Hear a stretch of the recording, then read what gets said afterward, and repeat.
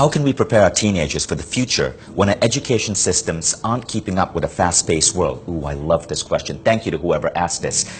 The big problem today in our world, right, is that exponential technological change is rendering so many things in terms of what our kids are learning obsolete. 45% of jobs today will not exist 10 years from now. And it's crazier. According to Singularity University, between 2016 and 22, we're going to see as much technological change in the world as the entire 100 years between 1900 and 2000. Think about that. So the idea is this: stop asking your teenager, what do you want to be when you grow up, or what do you want to study? Those are dangerous questions. They are wrong questions. They get a teenager stuck on an idea of their future for a world that will no longer exist. When you ask that to a kid, they're going to say, well, I want to be a lawyer. Maybe I'm thinking about becoming a doctor. Maybe I want to be an engineer. Maybe I want to go into marketing.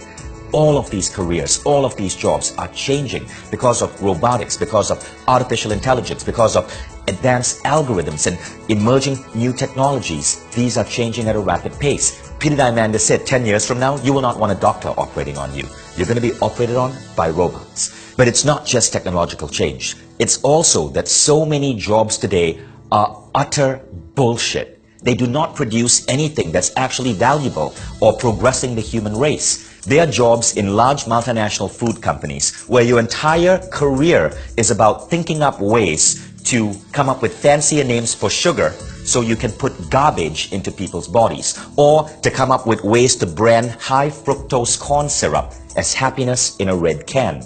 And America's MBA graduates take these jobs, seduced by the high salaries and the perks of these companies, and then forget that they are spending the rest of their lives putting out what is essentially a crap-tastic product to the human race. You do not want that happening to your teenager. So here's what you do want to ask your kid.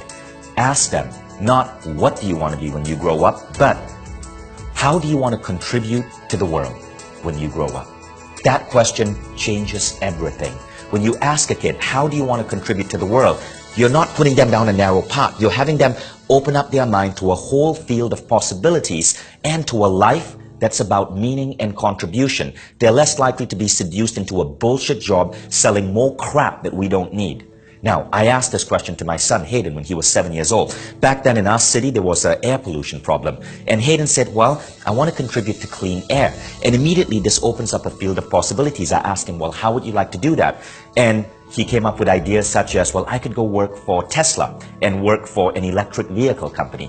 I could open up a car dealership selling electronic cars. I could become an engineer and work on clean air technology. All of these possibilities open up that no, it's not about becoming an electric car dealer or becoming an engineer. It's about solving the problem of clean air. When you ask these questions to your teenager, not the question of what do you want to be when you grow up, but how do you want to contribute to humanity, you help them get on the right path. You help them emerge into a life, into a career that's actually giving back to the human species. And those are the careers that give us the greatest amount of fulfillment. These are the people we need in the world today. So remember, you want to prepare your kids for the future? Ask them this one question. How are you planning on contributing to the human race?